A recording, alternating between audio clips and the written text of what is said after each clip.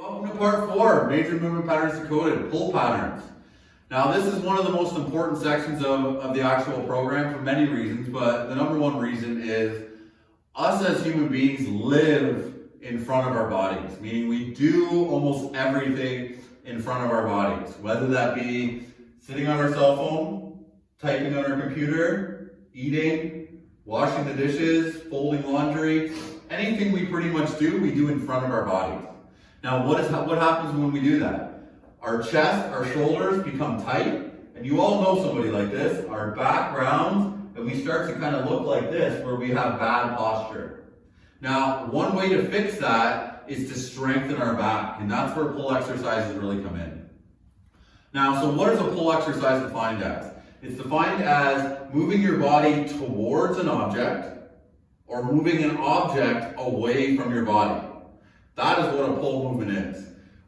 When I do pull movements in the gym, I really like to focus on vertical pulls, which will look something like a pull-up or a chin-up, as well as I like to focus on horizontal pulls, which would look something like an inverted row or maybe a dumbbell row, something along those lines. A lot of common errors that I see in the gym with pulling exercises, number one is shrugging. So when I pull, I shrug. So I'm shrugging. A lot of the times people do that because their chest is tight and they just can't really sit their shoulder blades down because their chest is pulling them over. So we need to be able to maintain that posture throughout any of these motions.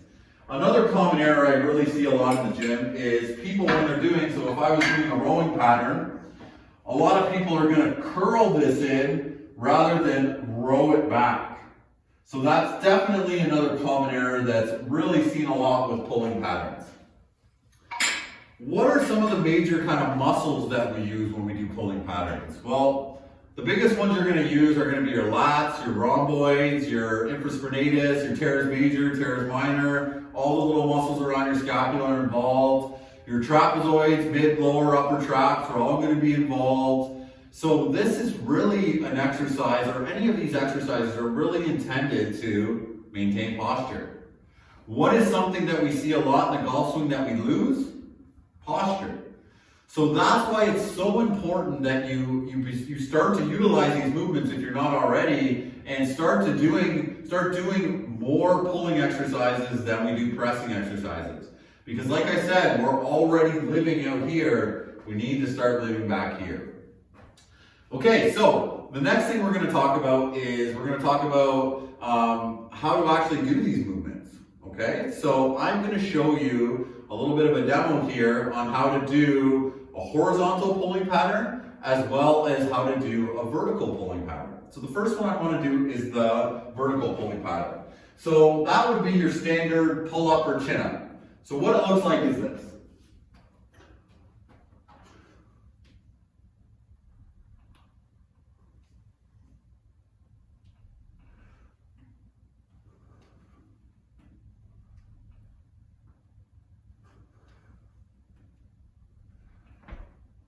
So if you see, when I do that pattern, I'm staying straight all the time.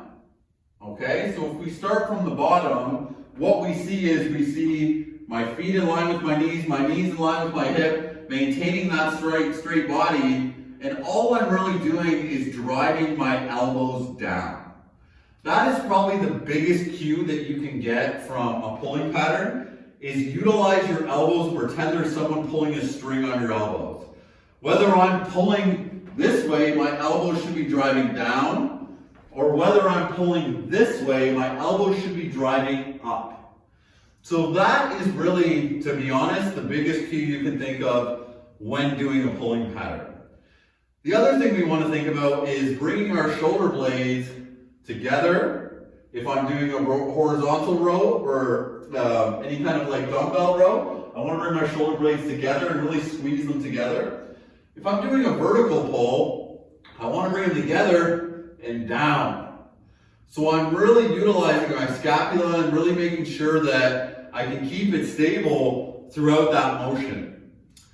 The next one, like I said, so I showed you a little bit of a vertical pull, would be a horizontal pull. So my example for this one is the inverted row. And if you follow me on social media, I've thrown a couple of these posts up about how to do this. But basically, this is an exercise that I also think is undervalued in the gym. And it's very, very easy to do if you have a setup like this or you have something you can use. So basically what you do is you lay on the ground and you need to reach up to this bar. So this bar should be just over my fingertips, which it is. So I'm going to pick this bar up. Feet stay straight, knees stay straight, hips stay up, chest is up, body is rigid. And all I'm doing is driving my elbows behind me and back down. Exhale as I come up, inhale as I come down.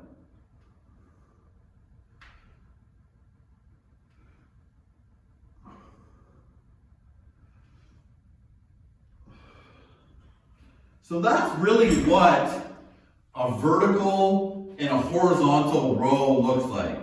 Now obviously there's a lot of different variations that you can complete with both of those movements. What I want to do now is I really want to show you what a regression to each movement looks like. Because it's great to go sit on a piece of exercise equipment and do a lat pull down or do a seated row, and that's really going to work the same things, but it's so isolated. It's not as transferable to an athletic movement or to life as doing something like this where we have to maintain our spine or maintain our posture throughout. So my first regression is going to be for the pull-up, because this is one that everyone struggles with. This is one that it's taken me years to be able to do a lot of pull-ups. It's not something you just walk in the gym and can do 50 pull-ups. But if you can utilize a band can actually act as a helper and can help with pulling up. So it looks like something like this. You take the band under your foot and keep your legs straight, and all I'm doing now is pulling up. But this band makes this exercise significantly easier than it was when I did it before for the first demo. So that's my first regression. Try using a band. Now, if you've never done this before, try to have someone with you, just in case, when you're going up and down. But it is a fairly easy way to do a chin-up, but just adding a band. My next regression, I want to talk about how to regress the inverted row. So for the inverted row, the easiest way to regress is to bend your knees. So instead of maintaining that straight leg as I pull, I'm just going to bend my knees.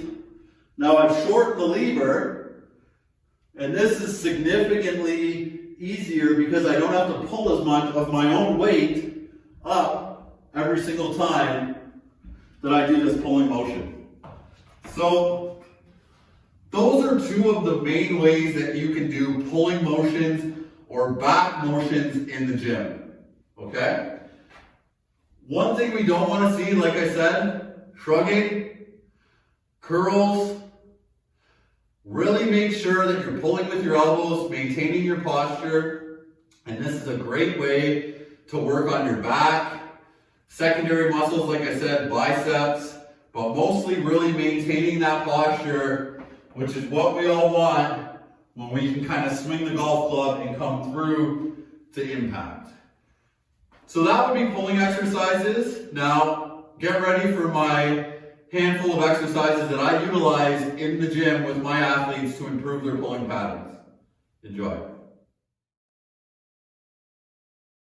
To perform a wide grip chin-up and a pull-up is very, very hard. And you need to really work on it in order to be good at it. There's lots of ways to progress. If you want to get better at this, send me an email. I'll send you some tips. But I'm going to show you how to properly do both of them.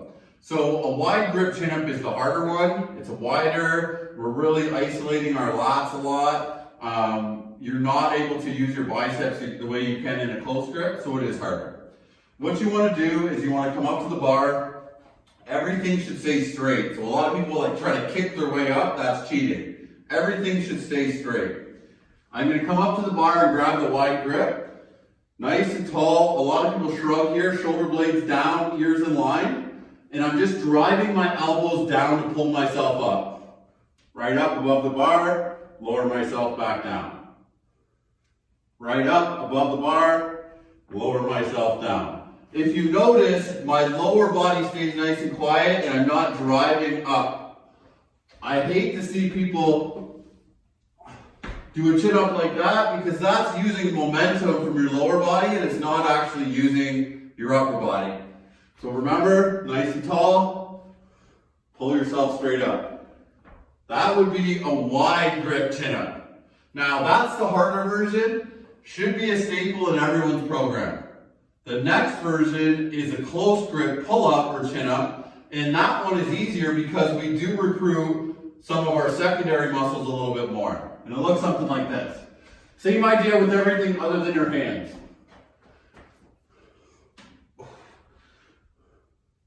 Notice every time I'm lowering right down. I don't want to do half reps. I want to lower down every single time I complete the rep. So that's a chin up and a wide grip pull up. For this exercise, we are going to need to have a bar. A Smith machine is great for this. Just if you have a rack, you can lower is good too. This is called the inverted row. Now, when I lay down, this bar should just be above my fingertips. So it shouldn't be so high that I have to jump to get it. The real version or the easiest version is my legs are extended, nice and tall through my hips, straight body, and I just pull myself into the bar.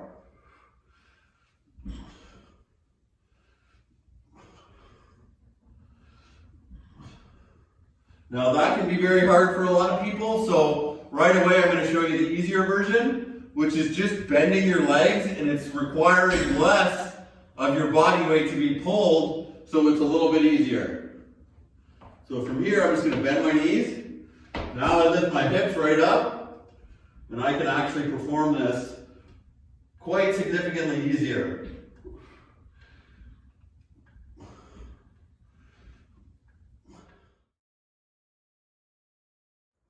For the bent over row, you want to have a narrow stance about hip width. You're going to get into that position that I was talking about with the deadlift where your elbows are kind of on your knees and you have that straight back, then your hands just go to the sides.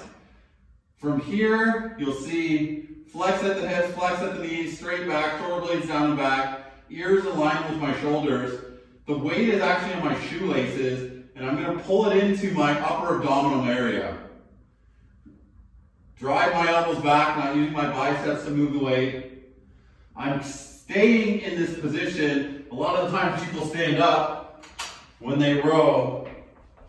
You want to make sure you can stay there and just keep your body the same and drive your elbows back.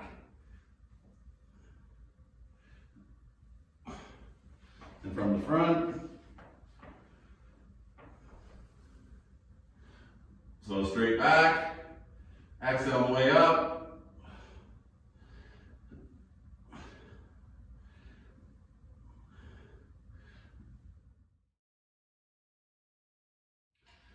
For the single arm row, you're going to have a split stance to start. So one leg's forward, one leg's back. Some of the weight, if not most of the weight, is actually in the front leg, and the back leg is really just stabilizing you. You're on that toe.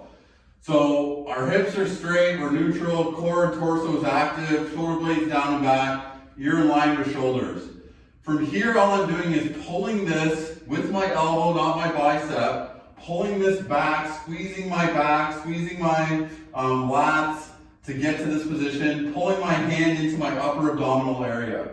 Now for this one, I want to start with my arm forward, my other arm back, and then swing them up and rotate around that spine as I pull in.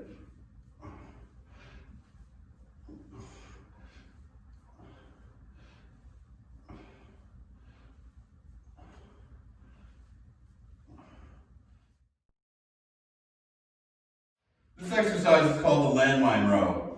For the landmine row, we want to start with the bar in the middle of our feet. This could be just put on the ground. It doesn't actually have to be in a landmine. Another way to anchor the bar is just to put two weights on the either side of the bar.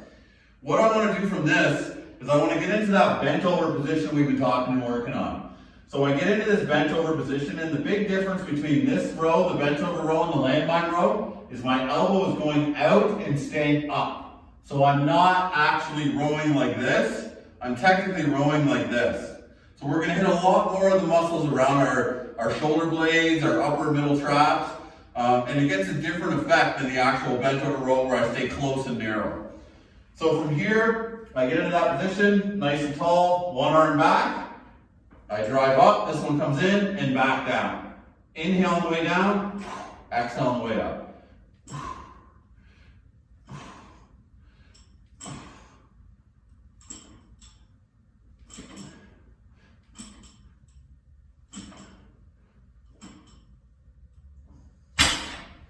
And that's the landmine row.